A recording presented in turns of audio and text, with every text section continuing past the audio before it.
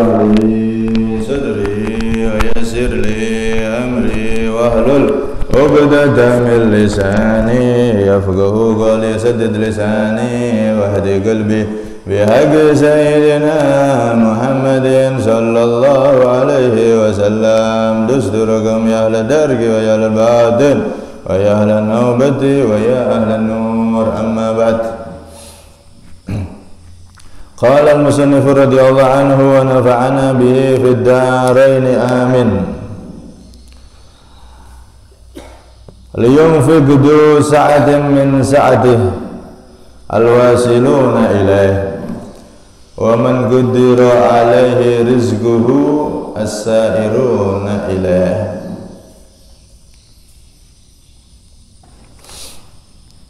Hadirin yang dirahmati oleh Allah,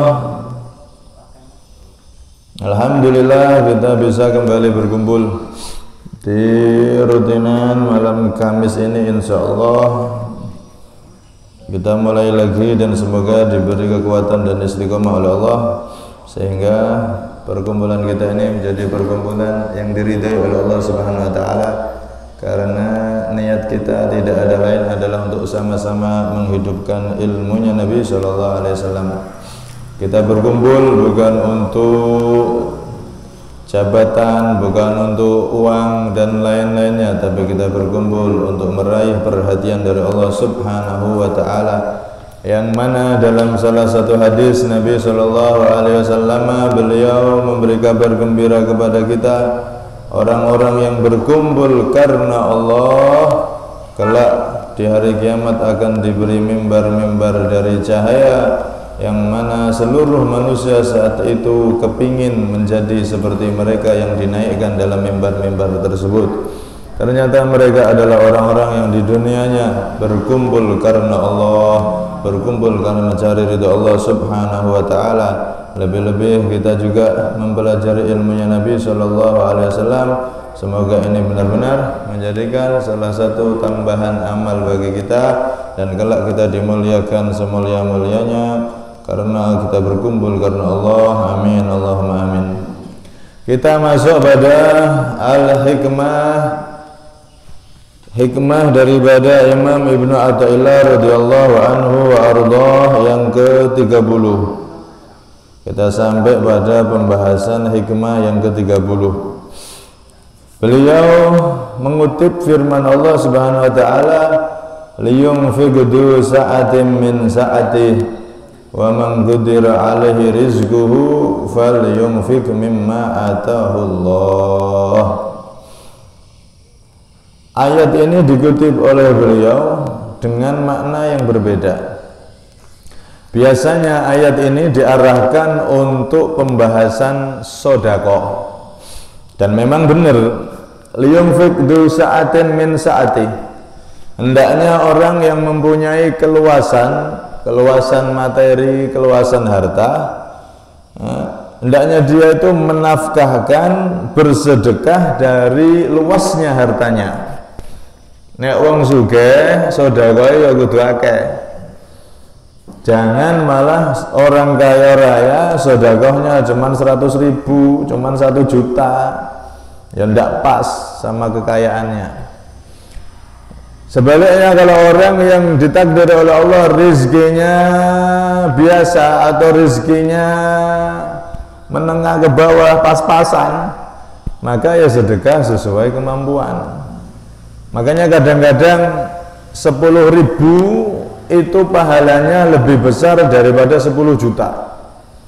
Lah kok bisa gitu? Iya, karena 10.000 itu keluar dari harta orang yang hanya punya uang 100.000. Ada uang di hari itu dia punya 100.000. Sedekah 10.000. Sama yang 10 juta dari orang yang kaya raya, di hari itu dia megang uang miliaran. 10 jutanya dia sama 10.000 ini lebih besar pahala dari 10.000.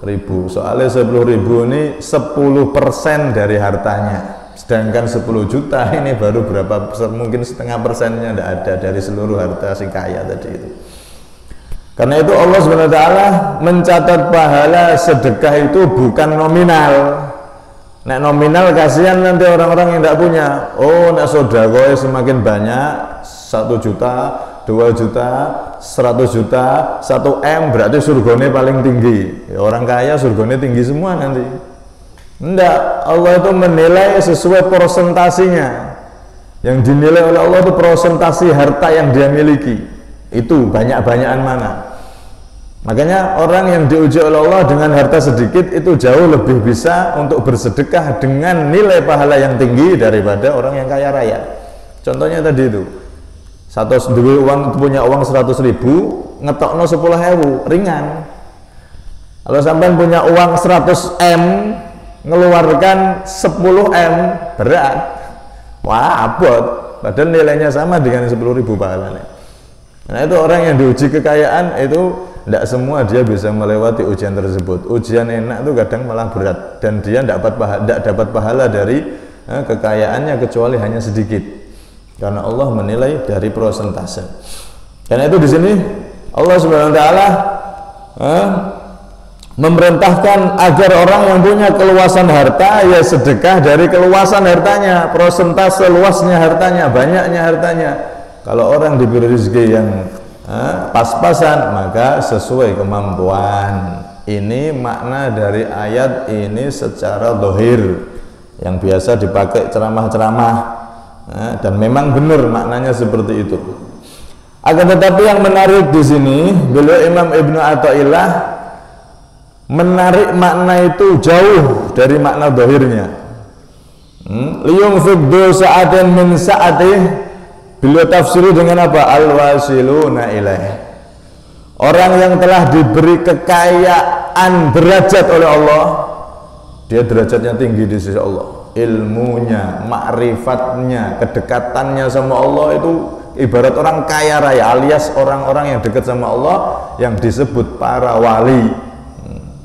Orang-orang soleh, para wali. Mereka hendaknya apa? Diperintah oleh Allah mereka itu hendaknya memberikan keberkahan untuk umat Nabi sesuai dengan luasnya derajat mereka di sisi Allah Subhanahu wa taala. Nah, di sini berarti para wali, orang yang dekat sama Allah itu diperintah untuk memberikan keberkahan dan doa kepada seluruh umat Nabi Shallallahu alaihi wasallam. Karenanya dari ayat ini, dari tafsirannya Ibnu Athaillah ini, makna isyarat yang beliau tafsirkan ini semakin mempertegas bahwasanya para wali itu tidak diminta itu sudah doakan umat. Makanya benar Al-Habib Abdul Haddad, laula humu ladukdikatil ardu wal jibalu lirtikabil khatiyati. Andaikan tidak ada para wali, orang-orang yang dicintai oleh Allah, yang mana mereka tertutup, ibarat intan tertutup. Siapa walinya Allah? Tidak ada yang tahu kecuali wali, sesama wali baru tahu. Kalau tidak ada mereka, kata Al-Habib Abdul Haddad, maka akan digoncang ini bumi dan gunung-gunung sehingga akan banyak bencana. Karena adanya mereka ibarat bumi dipaku sehingga tidak goncang dan tidak terjadi bencana yang terus-terusan. Kata ulama, fi kulli zaman, di setiap zaman itu ada 124.000 wali yang tersebar di seluruh bumi. Dan tidak tahu siapa dia, mana orangnya, nggak ada yang tahu kecuali Allah dan kecuali sesama wali. Yang jelas mereka ada. Ala inna awliya Allah la khaufun alaihim wa lahum yahzanun. Awliya Allah itu ada, disebutkan di Al-Quran. Wali-walinya Allah itu ada, jelas. Mereka itu tanpa diminta sudah memberikan madadnya, memberikan keberkahan doanya untuk umat ini. Kalau tidak ada mereka sudah ini banyak akan terjadi musibah terus menerus tanpa henti. Sebab apa? Lirtikabil khatiyati, karena banyak manusia yang sudah bermaksiat kepada Allah Subhanahu wa taala. Nah, untungnya enten wali-wali niku, jasa mereka bumi ini enggak goyang, jasa mereka musibah tidak terus menerus datang. Karena itu mereka walaupun tidak diminta sudah mendoakan umat ini sehingga aman, itu musibah enggak terus datang. Kenapa? Karena mereka memang diperintah oleh Allah, liyunfiq du sa'atin min sa'atih, alwasiluna ilaih. Hendaknya orang-orang yang telah sampai kepada Allah, para aulia Allah, wali-wali itu, mereka bersedekah, berderma dengan keberkahan doanya agar umat ini mendapatkan keamanan, keselamatan dari Allah Subhanahu wa ta'ala. Tanpa diminta, mereka sudah mendoakan kita semua. Nabi mengatakan dalam salah satu riwayat, kama qala la tajtami'u arba'una min ummati illa wa fihim wali, kata Nabi. Tidak kumpul 40 dari umatku, 40 orang kumpul dalam kebaikan kecuali di dalamnya ada walinya Allah. Kalau ada orang kumpul dalam kebaikan, kumpulnya kumpul baik, bukan kumpul konser, bukan kumpul maksiat, bukan kumpul mabuk, bukan kumpul judi, kumpul dalam kebaikan, majelis yang baik. Kalau sudah ada 40 minimal, maka salah satu dari 40 itu walinya Allah, orang yang dicintai oleh Allah, sebab dia semuanya aman dari musibah. Tidak ada 40 dari umatku kecuali satu wali di situ. Kalau 80 berarti 2 wali. Kalau satu desa ada berapa umat Islam jumlahnya? Oh, ada 1000, ya sudah, per 40 satu wali, ada satu wali di situ. Nah, karena itu mereka para wali ini keberadaannya saja sudah berkah, tanpa diminta mereka sudah mendoakan umatnya Nabi SAW agar jauh dari musibah dan bahaya. Apalagi kalau kita datang ke mereka dan minta doa kepada mereka, ya tambah berkah lagi. Nah, karena itu dikatakan oleh Sayyidina Umar radhiyallahu anhu, ma u'tiya abdun ba'dal islami khairan min akhin salihin. Tidak ada anugerah yang diberikan oleh Allah kepada seorang hamba setelah Islam yang lebih baik daripada bisa bertemu saudara yang baik, saudara yang soleh. Iso ketemu wong soleh, wong apik, punya teman baik, itu anugerah terbesar setelah kita diberi Islam. Karena itu berkumpul dengan orang soleh, orang-orang yang baik, itu sangat dianjurkan. Lebih-lebih kita kumpul di majelis yang baik seperti ini. Nah, siapa tahu di antara dari kita ini ada yang jadi orang soleh, kita dapat keberkahan yang sama. Bisa jadi yang mendengarkan dia lebih tinggi derajatnya di sisi Allah daripada yang berceramah, daripada yang berbicara. Bisa, karena tidak tahu orang kedudukan di sisi Allah itu mana yang tinggi, nggak ada yang tahu. Itu rahasia Allah. Kalau kita sudah bisa berkumpul dengan orang-orang yang soleh, bisa kumpul di majelisnya orang yang soleh, itu adalah kenikmatan besar, kata Sayyidina Umar, lebih besar dari apapun setelah Islam. Islam paling besar, jelas. Yang besar kedua, bisa ketemu orang soleh, bisa duduk bersama orang soleh dan melihat orang-orang soleh. Karena itu Nabi mengatakan, an-nadru ilal alim ibadah. Kama qala Nabi SAW, melihat an-nadru ila wajhil alim ibadah, melihat wajahnya orang yang alim, ulama yang soleh. Nah, saya bukan ulama, saya jadi santri aja. Ulama yang soleh, lihat wajahnya itu, wajahnya tok kita lihat itu ibadah, nilainya ibadah di sisi Allah Subhanahu wa ta'ala. Karena itu mereka orang-orang soleh, orang-orang yang dekat sama Allah itu keberkahannya meliputi semuanya, bukan dirinya saja yang didoakan, bukan istri, anaknya, keluarganya saja yang didoakan. Enggak, wong soleh itu domene roto, tonggone, yang jauh, yang dekat, umat Islam seluruh dunia didoakan semua sama orang soleh itu. Orang yang hatinya rahmat, hatinya mewarisi rahmatnya Nabi Muhammad SAW. Lihat bagaimana ketika Rasulullah di Taif niku dakwah ke sana, tidak disambut dengan makanan, tidak disambut dengan taburan bunga, tidak disambut dengan tolak al-badru, tapi dakwah ke Taif disambut dengan batu sampai beliau bercucuran berdarah. Tapi apakah hati Nabi Muhammad mangkel? Ditawari malaikat, ya Rasulullah, 2 gunung ini aku tangkupkan dan aku tindihkan ke mereka biar mereka langsung binasa semua, sak anak cucunya, sak suku ini semuanya biar binasa. Maka apa kata Rasulullah? Enggak, jangan. Kalau mereka tidak beriman, aku berharap anaknya. Kalau anaknya tidak beriman, aku berharap cucunya. Aku berharap keluar dari sulbi mereka, tulang rusuk mereka, orang-orang yang akan beriman kepada Allah Subhanahu wa taala. Dan sekarang terbukti di Taif semuanya sekarang orang Islam mayoritas. Nih, itu semuanya umat Islam. Rahmatnya Nabi Muhammad diwarisi oleh orang soleh. Mereka tanpa kita minta mendoakan kita semua.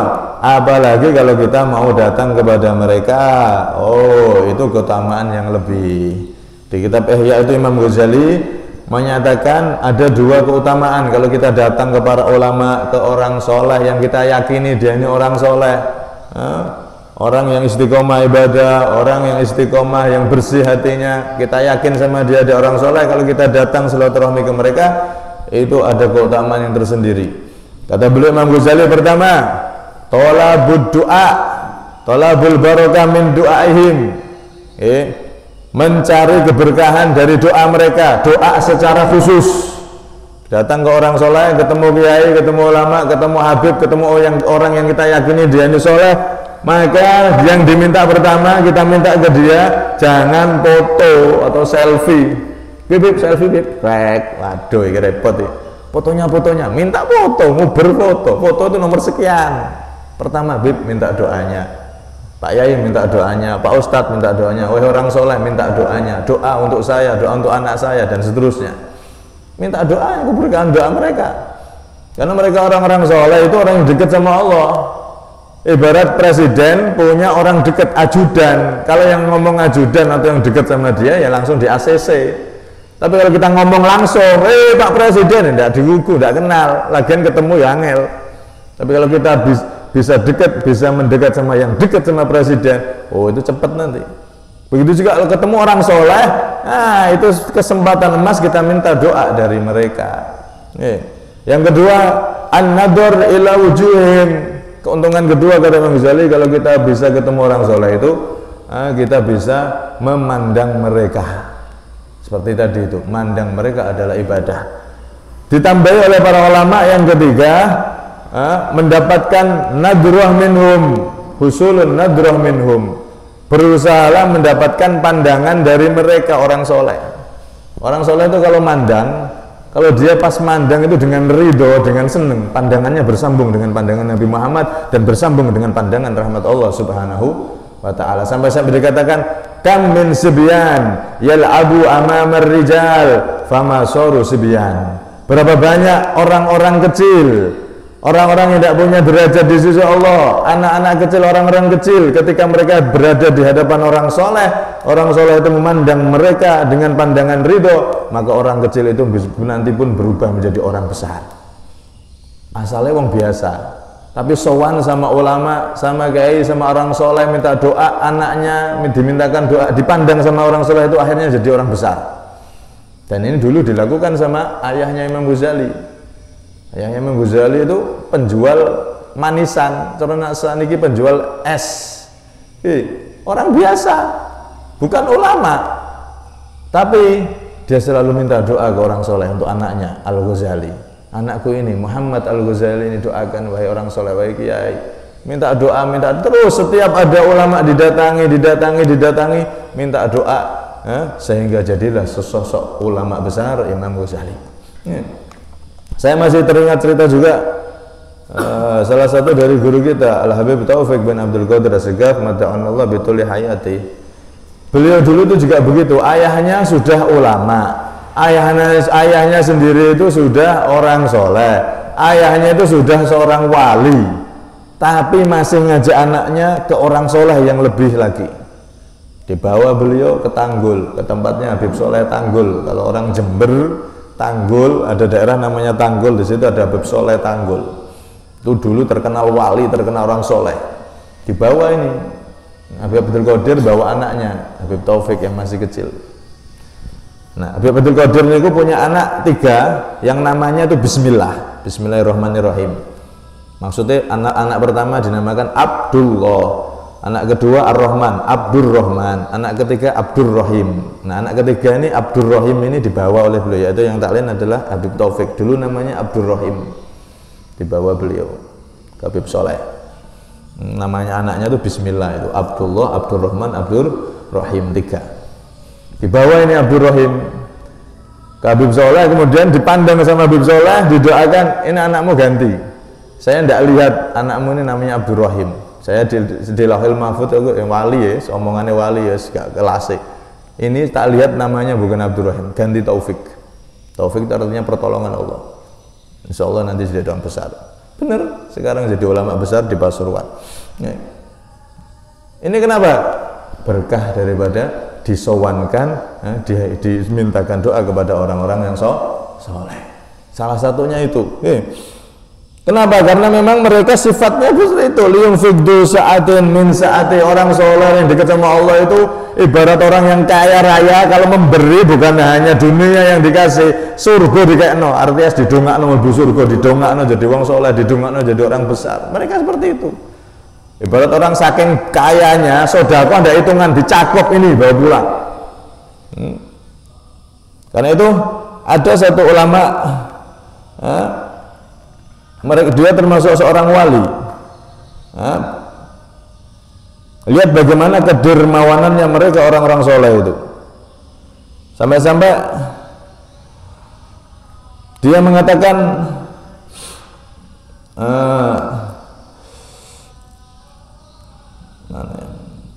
namanya Al-Imam Ba'isa, marganya itu Ba'isa. Al-Imam Ba'isa ini dulu ketika hidup beliau pernah ngomong,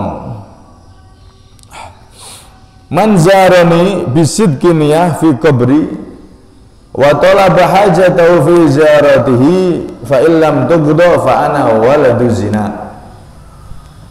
Al-Imam Ahmad bin Muhammad Ba'isa itu di zamannya beliau adalah wali besar. Pas menjelang wafatnya beliau ngomong, nanti kalau aku sudah meninggal, yang ziarah kepada aku dengan niat yang tulus, niatnya benar, minta apa saja, maka pasti dikabulkan oleh Allah. Kalau tidak, berarti aku adalah anak hasil zina. Pegang omongan saya, benar.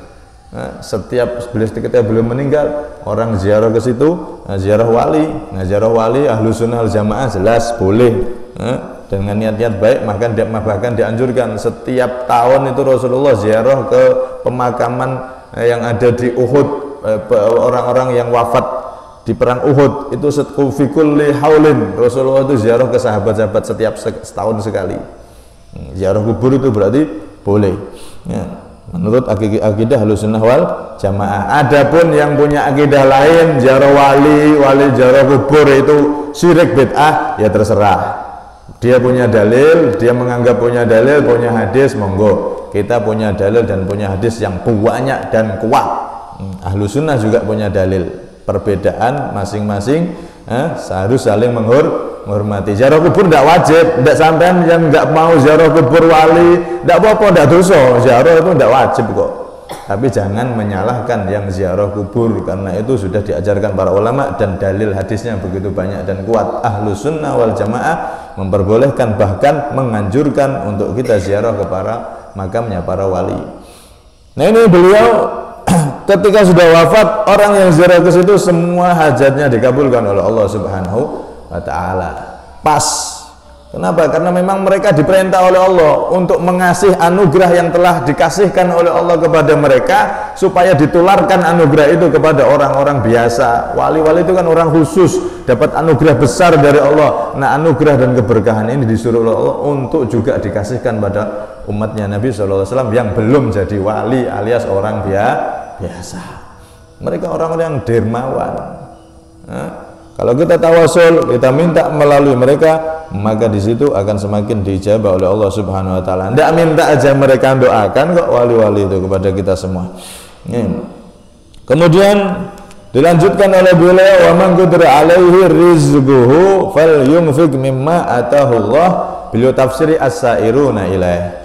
Sebaliknya orang-orang yang belum sampai ke derajat orang yang dicintai oleh Allah alias belum sampai jadi walinya Allah. Seperti kita ini orang biasa yang ibadah masih belajar, ibadah masih memperbaiki diri. Dulunya kita banyak dosa, atau mungkin bahkan sekarang kita ibadah juga dosa, kadang ibadah, kadang maksiat, kadang taat. Nah, kita masih kayak orang belepotan, jalan jatuh. Maka bagaimana? Juga diperintah oleh Allah, fal yunfik mimma atahullah. Tetap hendaknya juga bersedekah sesuai yang diberikan oleh Allah. Ya tetap punya tenaga digunakan di jalan Allah. Punya pemikiran, ide yang cemerlang, ide digunakan di jalan Allah. Punya harta digunakan di jalan Allah. Punya jabatan digunakan di jalan Allah. Punya setetes, walau setetes ilmu, ya digunakan di jalan Allah. Usahakan semua juga diinfakkan di jalan Allah subhanahu wa ta'ala. Sehingga kalau sudah begitu, nanti akan semakin naik dan bisa menjadi orang yang dicintai oleh Allah, bisa menjadi juga waliullah. Kalau tidak, ya minimal kita menjadi pecinta mereka, para wali. Para wali itu sayang terhadap umatnya Nabi, maka kita juga sayang terhadap sesama umatnya Nabi. Yang kaya perhatian sama yang miskin, yang punya jabatan perhatian dengan rakyatnya, betul-betul perhatian. Kemudian yang punya ilmu perhatian sama orang-orang yang jauh dari ilmu agama, yang punya kelebihannya digunakan untuk manfaat, untuk rahmat kepada umatnya Nabi Sallallahu Alaihi Wasallam. Sehingga dua-duanya ini adalah orang-orang pilihan di sisi Allah Subhanahu Wa Taala. Para wali jelas mereka orang-orang pilihan yang dekat, yang sudah dekat sama Allah. Ibarat orang itu berjalan sudah nyampe tujuan. Mereka orang-orang yang belum jadi wali tapi niru para wali, ikut berjuang karena Allah, ikut berusaha mendekat kepada Allah dengan memperhatikan umatnya Nabi SAW melalui semua kelebihan yang telah diberikan oleh Allah. Maka juga sama, mereka dua-duanya akan dijadikan orang yang mulia kelak di akhirat dan derajatnya tinggi di sisi Allah Subhanahu wa ta'ala. Walhasil intinya di sini, kita yang menjadi orang-orang biasa hendaknya juga meniru para wali di dalam rahmat terhadap umatnya Nabi SAW. Kalau para wali mengeluarkan keberkahan doa mereka sehingga tidak ada bencana di mana-mana, maka kita orang biasa juga sama, berusaha bagaimana umatnya Nabi ini lebih baik lagi, bagaimana umatnya Nabi ini bisa lebih baik lagi, bersatu di dalam gerakan-gerakan yang baik, bersatu di dalam seperti membangun masjid yang bisa dengan harta yang sungguh-sungguh, hartanya digunakan sebanyak-banyaknya, kemudian dengan tenaga minimal dengan doa semoga dilancarkan oleh Allah. Kadang-kadang dari doa itulah pembangunan masjid ini dilancarkan oleh Allah. Kadang-kadang orang yang tidak tampil, tidak kelihatan sama sekali namanya, justru dari dia, gara-gara dia Allah Subhanahu wa ta'ala melancarkan pembangunan masjid ini, dan seterusnya, gerakan yang lain, gerakan pendidikan, gerakan pesantren, gerakan madrasah, dan seterusnya. Berusaha kita untuk menyayangi bagaimana umat Nabi Muhammad ini semakin baik dan semakin baik, sehingga kita juga menjadi orang-orang yang mulia seperti orang-orang yang dicintai oleh Allah, para walinya Allah Subhanahu wa ta'ala. Semoga kita semua bisa belajar meniru para wali Allah. Mereka mencintai umat Nabi ini dengan kasih sayang dan keberkahan mereka, tanpa mereka harus dilihat siapa dia. Begitu juga kita bisa meniru itu semua, dan semoga kita dijadikan orang yang manfaat untuk sesama dan tidak menjadi orang yang merugikan terhadap sesama. Amin Allahumma amin. Insyaallah akan kita lanjutkan hikmah yang ke-31. Semoga semuanya diberi kesehatan oleh Allah, diberi panjang umur, khususnya semua yang hadir, segala hajat dan permasalahan serta kebutuhannya dilancarkan oleh Allah Subhanahu wa ta'ala. Dan kita semua yang hadir khususnya benar-benar diberikan umur panjang, sehat walafiat zahir dan batin, terterus menjadi orang-orang yang dicintai oleh Allah dunia sampai akhirat. Amin Allahumma amin. Kurang lebihnya minta maaf. Assalamualaikum warahmatullahi wabarakatuh. Sirril Fatihah.